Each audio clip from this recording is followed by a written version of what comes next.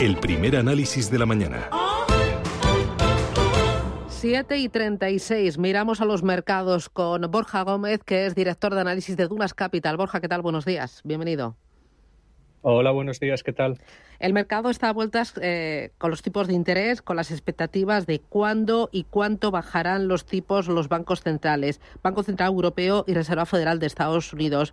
Parece que lo de Estados Unidos cada vez es más difuso.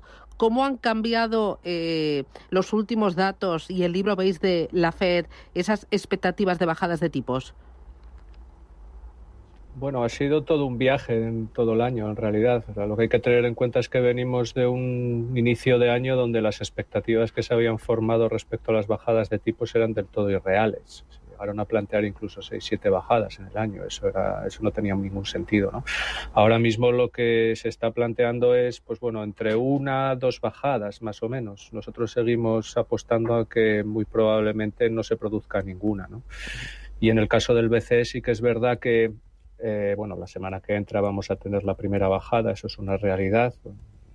Tendría que pasar algo fuera de lo normal para que eso no se produjese, y la cuestión sería ver lo que se puede esperar más adelante. Ahora mismo el mercado se ha vuelto un poco más hawkish de lo que cabría esperar hace poco. Estaríamos hablando de en torno a unos 50 puntos básicos. Estaría más cerca de los 50 puntos básicos en todo el año que de los 75 que prevalecieron durante buena parte de los últimos meses, ¿no? Con lo cual ahí también está habiendo un pequeño cambio. ¿Cómo se está comportando la curva americana, el tramo corto y el tramo largo en esta última semana? Pues bueno, la curva americana muy tensionada. Sí que es verdad que en buena medida no podemos decir que todo el tensionamiento se deba a la incertidumbre sobre los movimientos de tipos. La salida de papel también tiene un peso muy importante, ¿no?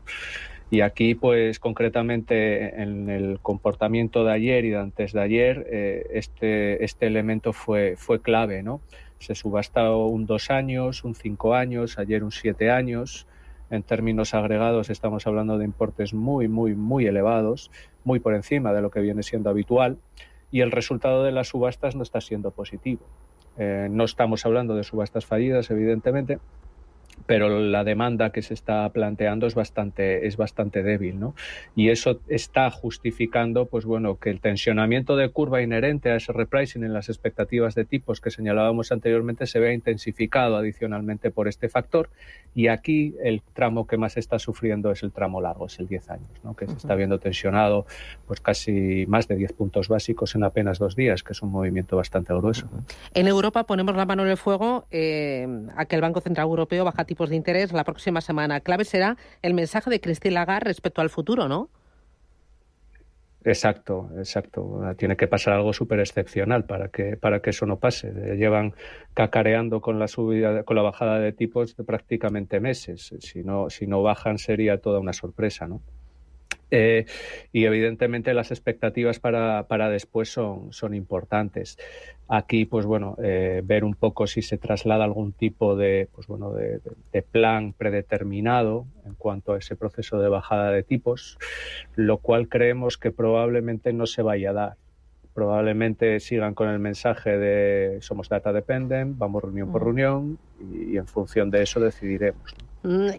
Ahí cuando dices somos data dependent, la clave está en la inflación, y no sé si esperáis un mayor tensionamiento de los precios viendo que crece la crisis en el Mar Rojo, que ahora los agricultores vuelven a amenazar con huelgas y con protestas de cara a las elecciones de Europa, y viendo también el movimiento de las materias primas. La inflación es un animal más que rebelde y con cada vez más elementos que invitan a pensar que la tensión es creciente.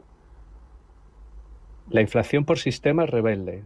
Es como un adolescente de 15 años. O sea, es así. O sea, de alguna manera domar la inflación es francamente complicado. Hubo unas declaraciones de Lagarde de la semana pasada donde decía que la inflación estaba totalmente bajo control, y a mí me sorprendieron muchísimo esas declaraciones, porque decir eso es remar contracorriente y trasladar un mensaje muy rompedor. Yo no soy de esa opinión. Yo creo que la inflación evidentemente ha evolucionado de forma positiva y eso es una realidad, eso es algo que nos debe congratular, pero de ahí a decir que está controlada hay un mundo. Y evidentemente basta con ver los precios de ayer en Alemania, veremos los de hoy de España, evidentemente, ahí siempre hay una incertidumbre, pero lo que no cabe olvidar es que los salarios están creciendo en torno a un 4,7% en el primer trimestre del año. Eso no ayuda a que la inflación de servicios se modere, y si la inflación de servicios no se modera, es muy difícil vislumbrar una normalización de los precios en un periodo de tiempo prudente. Hay otro tema importante que es Reino Unido. Esta mañana leía que el euro se está desinflando frente a la libra por esas expectativas de bajadas de tipos de interés, y decían que aunque la economía de Reino Unido sí que podría estar pidiendo una bajada de tipos de interés, habrá que esperar a la cita electoral y a que pasen un par de meses o un par de reuniones, que como pronto sería en noviembre. ¿Cómo afecta el calendario electoral a los mandatos o los objetivos de los bancos centrales? Qué buena pregunta esa, ¿no? En teoría no debería afectar, pero el caso es que afecta. Ya. En teoría son independientes y si tienen que bajar o subir tipos deberían hacerlo, pero bueno, el caso es que la historia nos enseña que afecta, ¿no? En Estados Unidos, en Reino Unido, zona euro es un poco más difícil de vislumbrar, ¿no? Pero sí que es verdad que en esos dos casos, el caso que comentas de Reino Unido y sobre todo Estados Unidos, esos calendarios tienden a afectar muy rara vez, por poner un ejemplo, la Reserva Federal ha llegado a bajar o incluso a subir tipos previo o cerca de las citas electorales. Básicamente porque la FED quiere de alguna forma evitar que su labor sea un elemento de debate político. Quiere abstraerse un poco de eso. Entonces, en la medida de lo posible, trata de no entrar dentro de ese debate, ¿no? Y en el caso del Reino Unido, pues estaríamos hablando de lo mismo. Además, a día de hoy, que el debate político es tan fiero, es tan extremo, pues en mayor medida, evidentemente. ¿Algún otro elemento que tú veas que es importante para entender el comportamiento de los mercados, especialmente con foco en la renta fija?